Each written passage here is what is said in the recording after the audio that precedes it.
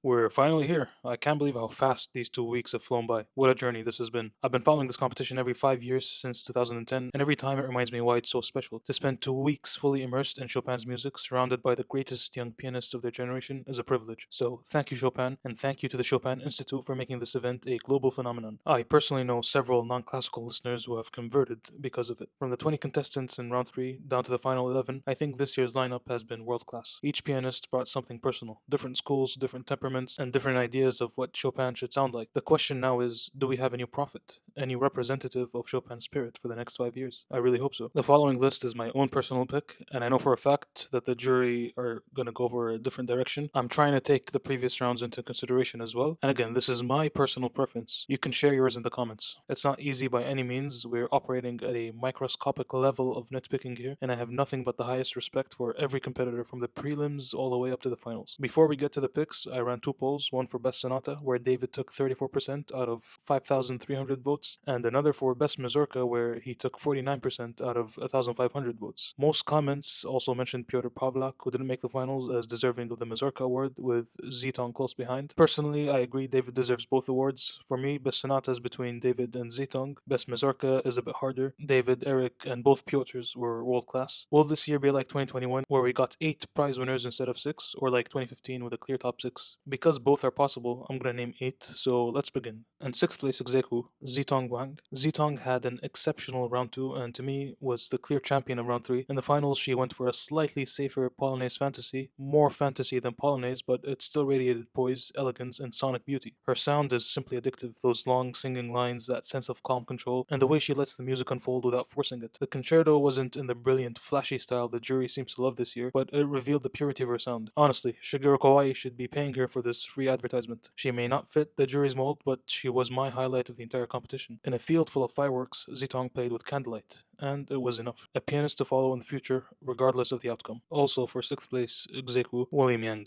You know, I've talked about William Yang in every video since the prelims, but I realized throughout this whole time I never really had a passion for his playing. I knew he was good and is the type of pianist that'll satisfy the jury, but he's one of those pianists I simply never listened to again. In the finals, I realized the genius of William Yang. He's been the quiet dark horse of this year's competition. He's flown under the radar while delivering consistent, polished performances. There's no spectacle or posturing, he just sits down and plays. I don't do those things.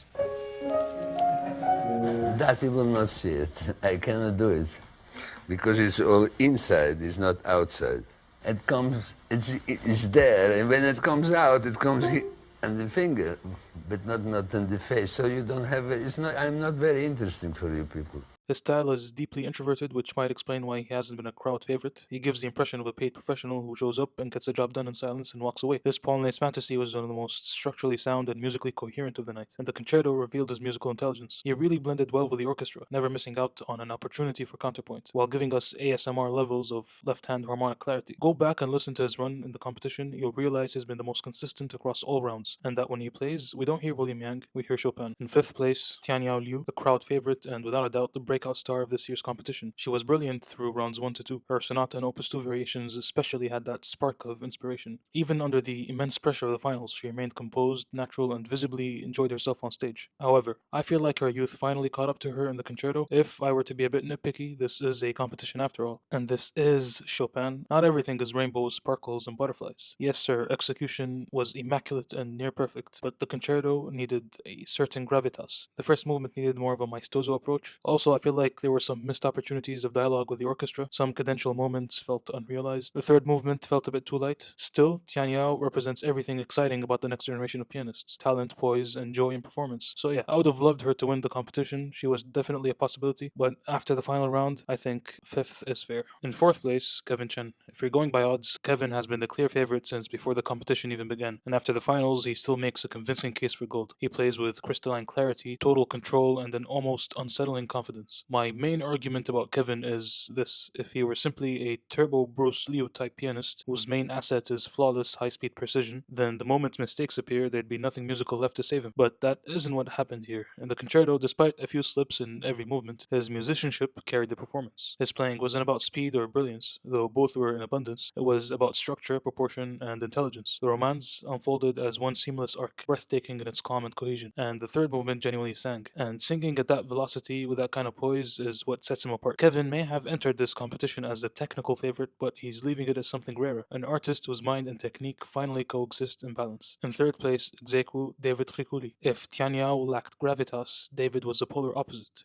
Pure volcanic intensity from start to finish. The Polonaise fantasy became almost theatrical in its dialogue, a genuine back and forth conversation between despair and defiance. His sound had mass, his phrasing authority, and at times you'd swear you were listening to Rachmaninoff rather than Chopin. And I mean that as a compliment. He doesn't just play notes, he declares them. Perhaps if the textures were a touch cleaner, he'd climb even higher, but when the emotional voltage is this high, neatness feels irrelevant. Rikuli doesn't polish Chopin, he wrestles with him. In third place, Ex-Aequo, Shiori Kawahara. Listening to Shiori is like hearing a pristine studio recording of Arau or Rubinstein come to life. Her tone is magnificent, pure, dignified, and commanding without ever being forceful. She exudes poise and nobility, the kind of artistry that doesn't beg for your attention, but earns it through sheer class. Even through the stream, you can sense that her sound fills the hall front to back, not by volume, but by presence. She treats every passage with respect. The fast runs are never tossed off for effect. Every scale, every arpeggio is shaped and intonated with meaning. This is a pianist who understands that control and discipline are not the opposite of expression. They are expression. Shiori doesn't play to impress, she plays to convince.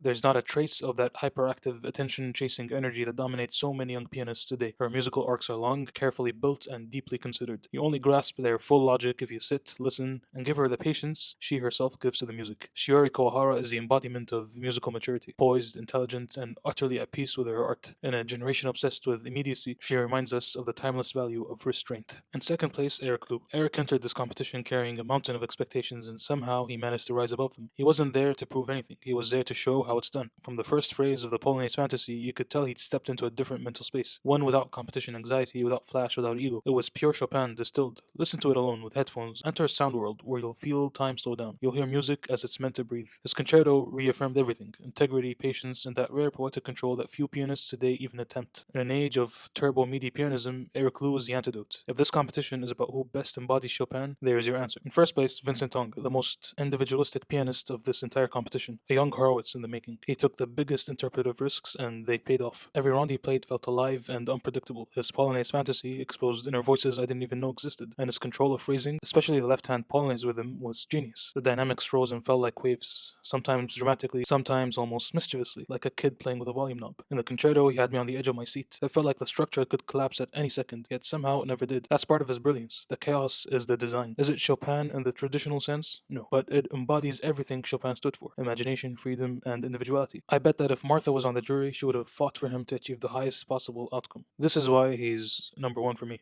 I know for a fact I will constantly come back in the future to listen to his recordings over the past 2 weeks. It's been an incredible journey, and I'm genuinely going to miss it, but Beethoven, Rachmaninoff, and Liszt are calling. I wish every contestant the best of luck in their future careers. May they stay true to themselves and to the music. If you enjoyed this, please don't forget to like and subscribe, and I'll see you later.